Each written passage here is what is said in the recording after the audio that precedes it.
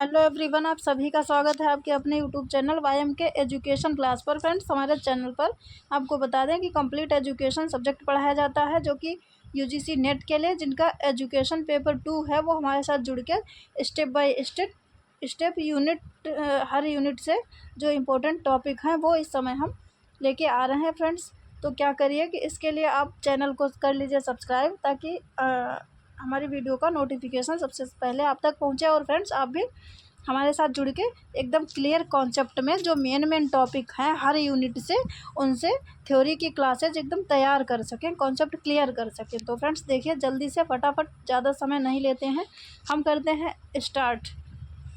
तो देखिए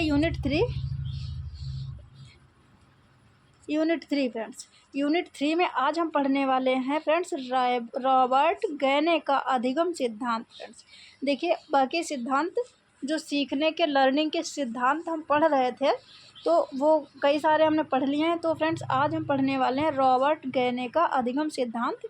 इसको अधिगम सोपानकी का सिद्धांत भी कहते हैं। फ्रेंड्स तो बहुत ही इम्पोर्टेंट है ये सिद्धांत, बहुत इम्पोर्टेंट है फ्रेंड्स।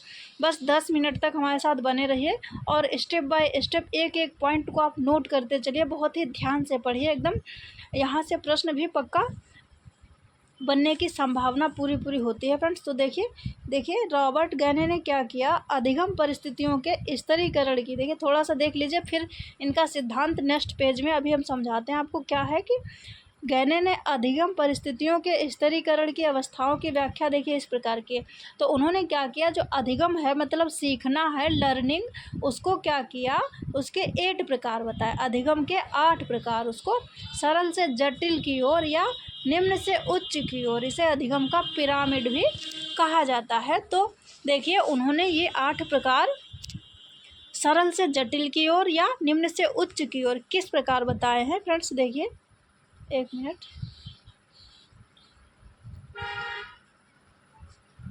देखिए फ्रेंड्स, तो हाँ एक चीज़ और देखिए, अधिगम सोपानकी का जो सिद्धांत है, अधिगम सोपानकी का उल्लेख उन्होंने अपनी पुस्तक कंडीशन ऑफ लर्निंग में किया। तो ये यहाँ से टॉपिक पॉइंट बना आपका कि ये पुस्तक किसकी है, रॉबर्ट गैने की, कंडीशन ऑफ लर्निंग।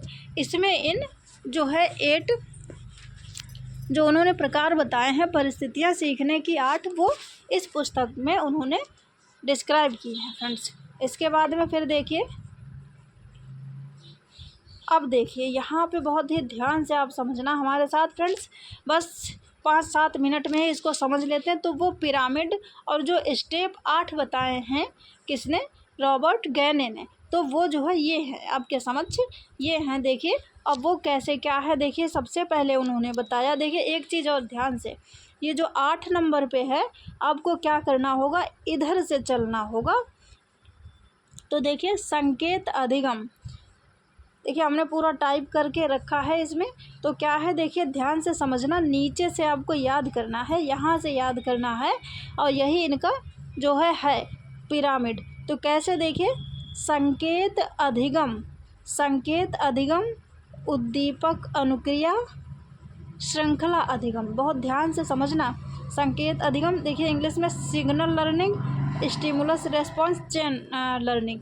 तो ये सारी चीज़ें, तो क्या है, इनको संकेत अधिगम को सबसे निम्न माना है, सबसे निम्न। देखिए अभी पिछले उसमें पेज में आपने पढ़ा, जैसे यहाँ पे देखिए, ये देखिए कि उन्होंने क्या किया, निम्न से उच्च की ओर, वो अधिगम का पिरामिड भी इसे कहा गया है, या सरल से जटिल की ओर। तो वो सरल से जटिल की ओर और निम्न से उच्च की ओर जो अभी आप देख रहे थे, जैसे कि अभी देखिए ये यहाँ पे, तो यही है सरल से जटिल की ओर। कैसे, तो क्या है, देखिए सबसे निम्न या निम्न से उच्च की ओर अभी आपने पढ़ा। तो क्या है, संकेत अधिगम जो है ये सबसे निम्न है। उसके बाद उद्दीपक अनुक्रिया, श्रृंखला अधिगम, फिर देखिए शाब्दिक अधिगम, विभेदीकरण अधिगम, उसके बाद में ध्यान से देखिए संप्रत्यय अधिगम, कॉन्सेप्ट लर्निंग, नियम सिद्धांत रूल लर्निंग, और नंबर 1 पे है समस्या समाधान अधिगम, प्रॉब्लम सॉल्विंग लर्निंग। तो ये है फ्रेंड्स गहने का पिरामिड। और ये देखिए सबसे उच्च ये वाला अधिगम समस्या समाधान अधिगम जो है उनका वो सबसे उच्च है।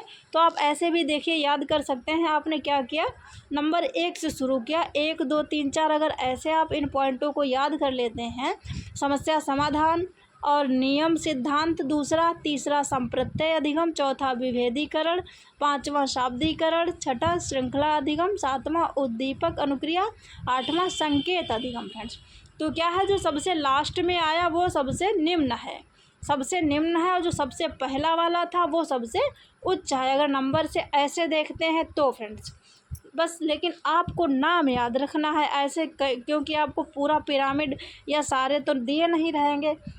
किसी भी प्रकार से प्रश्न में पूछ लिया जाएगा कि सबसे उच्च अधिगम कौन सा है, स्तर अधिगम का सीखने का सबसे उच्च स्तर कौन सा है, तो सबसे, अगर उसमें दिया रहता है कि समस्या समाधान अधिगम, तो ये सबसे उच्च स्तर रहेगा फ्रेंड्स।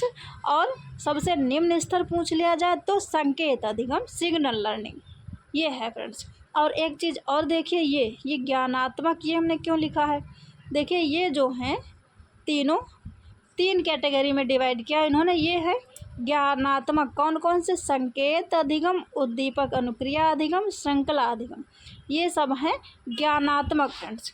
और ये वाले जो हैं 2, ये हैं भावात्मक फ्रेंड्स। ये कैसे हैं, भावात्मक। और ये तीनों जो हैं ये हैं मनोगत्यात्मक फ्रेंड्स, मनोगत्यात्मक।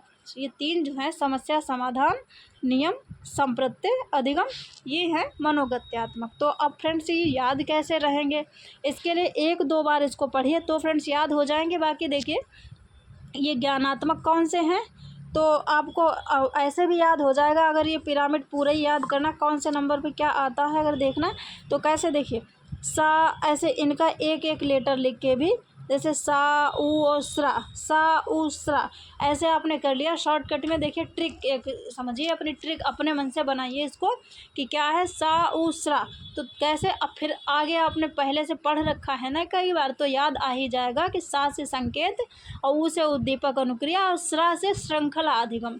तो ऐसे सा उ स्रा, तो संकेत अधिगम और उद्दीपक अनुक्रिया अधिगम और श्रृंखला अधिगम, 3 ये हो गए।